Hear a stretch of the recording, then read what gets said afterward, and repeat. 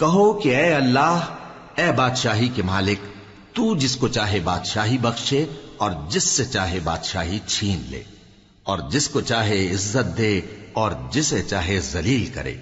हर तरह की भलाई तेरे ही हाथ है और बेशक तू हर चीज पर कादिर है। तू ही रात को दिन में दाखिल करता और तू ही दिन को रात में दाखिल करता है।